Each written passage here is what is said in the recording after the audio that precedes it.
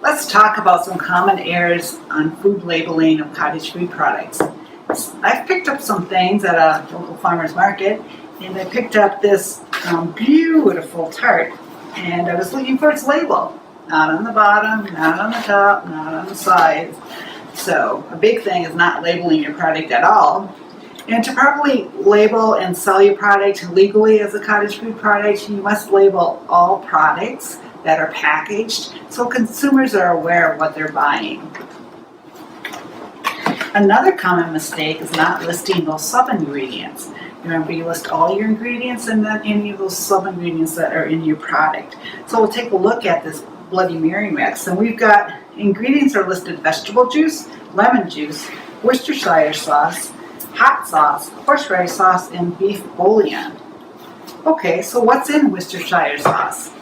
Well, I'm going to look at that label, and that label says that there's distilled white vinegar, molasses, sugar, water, salt, onions, anchovies. Anchovies is a fish. Fish is an allergen. So that needs to be pointed out and labeled on the product. Garlic, cloves, some extracts, natural flavoring, and chili pepper extract. So all of those need to go behind the Worcestershire and labeled in parentheses after the Worcestershire sauce. So you're labeling every ingredient that is in that product. So that's a common mistake. The other thing that, so we've got some cherry jam here, and we just have the name of the farm and a phone number. Now you have to put your name as a registered cottage food producer on your product. So it's your name, you can then add your farm name, but your name as the registered cottage food producer has to be on there. And what else is missing is there's no physical address of where that product is produced, so that needs to be on there as well. It can't be a P.O. box, it has to be your physical address. And the reason for that is that if there was a foodborne illness outbreak, that they can locate you and go from there. The other thing, so we've got popcorn here, and we've got, we have the name of the product, which is good. We have the person that made it and her address, which is excellent. And then we have the ingredients, and the ingredients are just listed: butter, salt, soda, brown sugar, syrup, and then popcorn. Now, it looks like, if I were to guess, I don't have the recipe in front of me, but it looks like popcorn probably is the most used in this product. So remember, you have to list your ingredients starting with what you use most, that goes first, and then what you use least goes last. And again, butter contains a dairy product, and that's a milk protein, so that needs to be declared as a food allergen and called out as so. The other thing that I'm not seeing on this product is the date that it was prepared.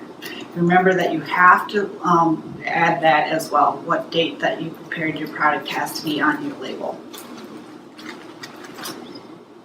And let's see, the sauerkraut looks really good, but he again has his farm name, not the name of the cottage food registered producer. There is a date that the product was made, which is excellent, and there's also some optional stuff like his phone number for contact or reordering information.